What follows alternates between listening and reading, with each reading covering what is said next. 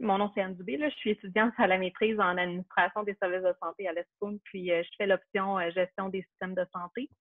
Actuellement, je suis coordonnatrice clinico-administrative en première ligne. Donc, la première ligne, ça comprend là, tous les accueils, services courants, les activités de prélèvement en CLSC, les services psychosociaux généraux, programme GMF, GMFU, les guichets d'accès aux médecins de famille, les activités de bénévolat, puis les centres d'expertise maladies chroniques.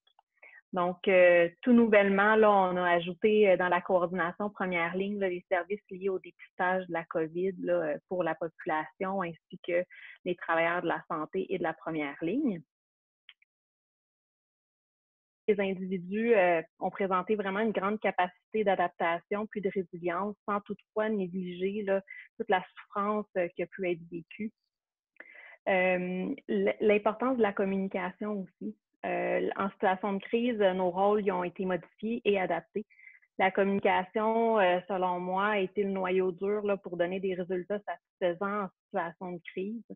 Une bonne communication permet d'atténuer les impacts qui peuvent être négatifs, puis créer des partenariats et améliorer rapidement là, les situations complexes dans lesquelles on a pu baigner là, dans les dernières semaines.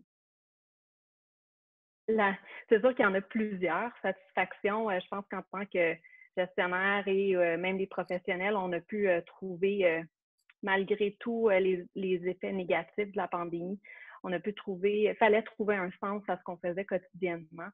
Le sentiment de pouvoir contribuer positivement dans une situation dans laquelle on n'a pas le contrôle et pouvoir mettre à profit mon expérience dans les orientations puis les prises de décision, mais aussi d'impliquer les acteurs comme les professionnels, les experts conseils, puis d'autres gestionnaires dans le quotidien, ça a été très enrichissant.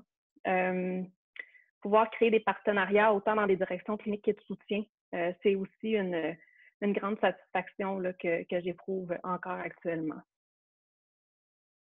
Les prochaines semaines, c'est à mon avis un moment où il y aura des fenêtres d'opportunité d'amélioration pour nos services. Il faudra les saisir. Mais c'est aussi un moment pour maintenir les changements qui ont été instaurés pendant le pic de la pandémie. Ces changements-là qui ont pu être bénéfiques là, autant pour nos usagers que nos employés.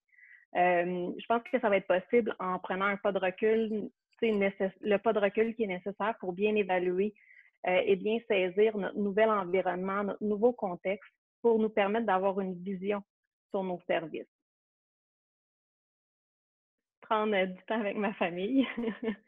Mais en fait, je pense que c'est de prendre un pas de recul puis prendre le temps d'apprécier les efforts qui ont été mis de l'avant de part et d'autre. Je pense qu'autant comme professionnel, on peut tirer beaucoup. Comme gestionnaire aussi, on peut tirer beaucoup de choses de l'expérience qu'on aura vécue, mais aussi de saisir cette opportunité-là pour grandir tant professionnellement que personnellement.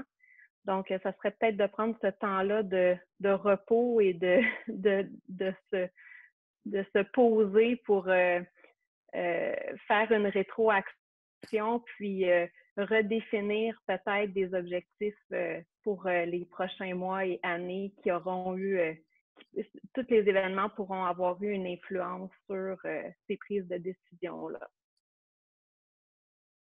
Que je soulignerais, c'est sûr que moi, je suis une jeune gestionnaire. J'arrive dans un réseau qui est très, très complexe. Je pense que les médias en parlent beaucoup actuellement.